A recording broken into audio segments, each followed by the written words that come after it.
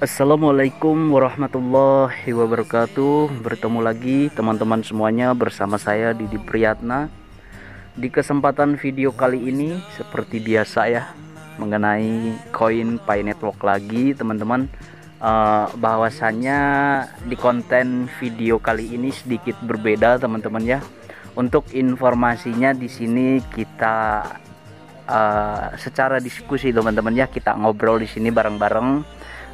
Buat teman-teman semuanya, jika ada pertanyaan ataupun informasi terbaru mengenai koin ini, silahkan dituliskan di kolom komentar.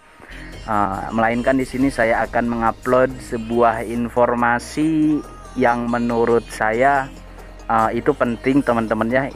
Informasi ini penting saya bagikan, bahwasanya ada pertanyaan-pertanyaan juga di grup ya. Ada beberapa pertanyaan yang mungkin di kesempatan video kali ini saya akan menjawabnya teman-teman. Oke, kita lanjutkan. Oke, tetapi sebelum lanjut ke videonya, di sini saya mau mengucapkan terima kasih ke teman-teman semuanya yang sudah mensupport channel saya ya, yang sudah mensupport channel saya dengan cara like dan juga subscribe. Saya ucapkan terima kasih. Mudah-mudahan teman-teman semua diberi kesehatan ya, jasmani maupun rohani, dan dilimpahkan rezeki yang berkah. Dan di tahun 2022 ini kita berhasil mendapatkan kesuksesan bersama-sama. Amin, Allahumma amin. Kesuksesan itu datangnya dari 1000 jalan teman-teman ya, selagi kita ada usaha, doa, dan juga ikhtiar teman-teman. Bukan di Pi Network saja suksesnya, bisa juga di koin-koin kripto yang lainnya teman-teman ya, di koin-koin kripto yang lainnya, altcoin kalau gampang ceritanya. Oke, kita lanjutkan. Untuk pertanyaan yang sering ditanyakan terutama di grup saya ya, di grup Telegram, yang sering dipertanyakan itu nomor satu, Bang, emangnya benar Pi Network itu penipuan, pencurian data seperti kontak dan juga identitas? Itu yang sering banget ditanyakan ya, pencurian data terus nanti datanya dijual, itu sering banget ditanyakan teman-teman ya. Di sini untuk pertanyaan itu, di sini saya tidak bisa detail menjawabnya teman-teman ya, karena saya tidak mempunyai bukti ya, tidak mempunyai bukti yang akurat terkait dengan pencurian ataupun penjualan data. Saya tidak mau asal ngomong teman-teman ya. Itu untuk pertanyaan yang pertama mengenai pencurian ataupun penjualan data dari pionir di seluruh negara. Nah, untuk yang kedua teman-teman, di sini ada juga pertanyaan bahwasanya benar atau tidak Bang, Nicholas dan tim, intinya core team, mendapatkan penghasilan dari aplikasi yang mereka buat, yaitu Pi Network. Nah, untuk pertanyaan yang ini saya sebisa mungkin teman-teman ya, menurut informasi yang saya dapatkan juga ya, memang ada penghasilan di situ teman-teman ya. Memang ada penghasilan di situ, ada AdSense di situ. AdSense itu apa? Jika kita membuat aplikasi teman-teman di Play Store ya, aplikasi itu di Play Store, ataupun kita membuat channel YouTube nih seperti saya ini, itu ketika ada iklan, maka dolar, pundi-pundi dolar itu akan dihasilkan dari situ teman-teman ya.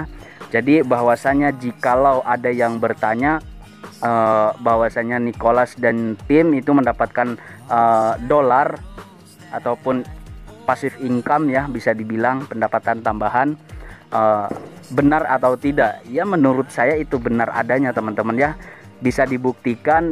Pernah enggak teman-teman semuanya jikalau pencet petir itu ada iklannya? Saya rasa pasti pernah, walaupun tidak setiap hari mungkin ya, karena klik petirnya itu setiap hari itu cuma satu kali. Pasti di saat klik petir itu pasti ada iklannya, entah itu Shopee, Tokopedia ataupun Lazada, itu pasti ada iklannya. Nah, dari situlah si pembuat aplikasi mendapatkan AdSense ataupun pundi-pundi dolar teman-teman ya. Oke, kita lanjut ke pertanyaan yang ketiga. Untuk pertanyaan yang ketiga itu yang sering ditanyakan teman-teman ya, yang sering ditanyakan di grup saya itu bahwasanya benar atau tidak sih itu harga konsensus itu akan menjadi kesepakatan dikala koin Pi Network itu listing ataupun mainnet ya, ataupun mainnet yang terbuka. diprediksikan itu akan jatuh pada bulan Maret, cepat-cepatnya bulan Maret dan lambat-lambatnya itu bulan Juni. Nah, disitulah koin Pi Network, jikalau berhasil teman-teman ya, jikalau andai kata dan umpama teman-teman ya, karena tidak ada yang pasti, jikalau berhasil itu akan mempunyai nilai tukar terhadap mata uang fiat. Nah, di sini saya akan menjawabnya teman-teman ya. Di sini saya akan menjawabnya sebisa mungkin, sebisa informasi yang saya telah baca, informasi yang saya telah dapatkan. Nah, untuk informasi mengenai harga teman-teman, saya sering banget bilang mengenai harga konsensus itu ya, itu harga prediksi teman-teman ya, harga prediksi.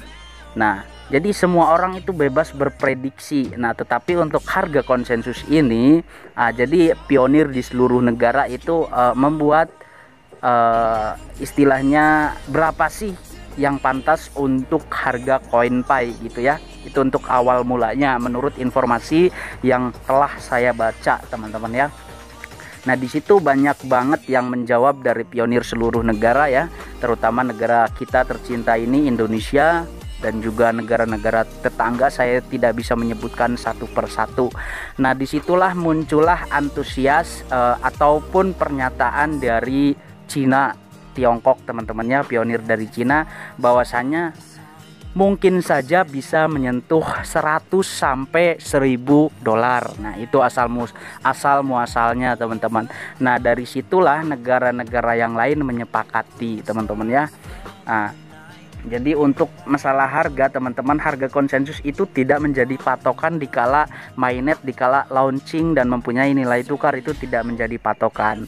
Nah, makanya di sini saya selalu bilang ke teman-teman semuanya, jangan terlalu halu, jangan terlalu berharap ya. Kita jalankan saja sesuai intinya informasi ya, klik petir ya klik petir, kita ikuti informasinya, kita ikuti perkembangannya kayak gitu teman-teman ya. Jadi saya pun selalu mendisklaimer di semua konten saya bahwasanya informasi yang saya berikan, informasi yang saya share, yang saya bagikan ke teman-teman itu jangan ditelan mentah-mentah teman-teman ya, tetapi harus dikaji ulang, dibaca lagi, harus rajin-rajin membaca pada intinya ya.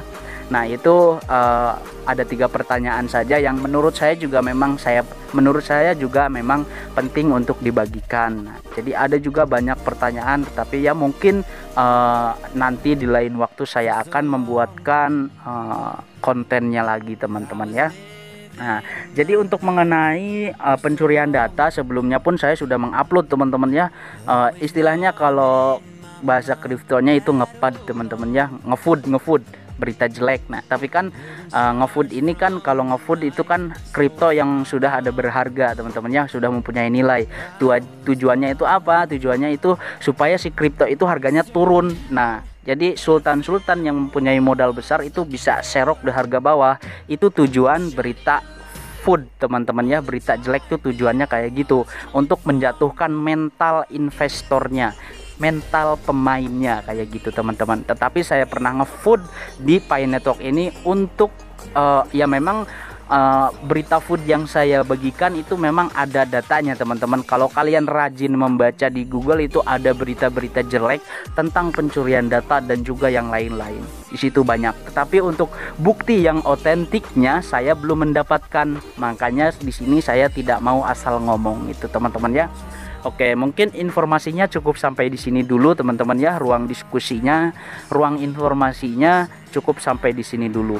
Mudah-mudahan teman-teman semua paham dengan apa yang saya sampaikan, paham dengan apa yang saya bicarakan ke teman-teman semuanya ya. Di sini saya Didi Priyatna undur diri. Jika ada kekurangan itu manusiawi teman-teman ya, silahkan ditulis di kolom komentar. Apalagi saya selalu berharap jika ada informasi terbaru mengenai koin yang kita garap ini, silahkan ditulis di kolom komentar. Syukur-syukur bisa menyertakan linknya teman-teman ya, agar saya bisa mendapatkan akses, mendapatkan informasi dari situ teman-teman. Oke, terima kasih ya. Di sini saya Didi Priyatna. Terima kasih yang sudah menonton, terima kasih yang sudah like dan juga subscribe. Billahi taufiq wal hidayah. Wassalamualaikum warahmatullahi wabarakatuh. Salam sukses bersama-sama.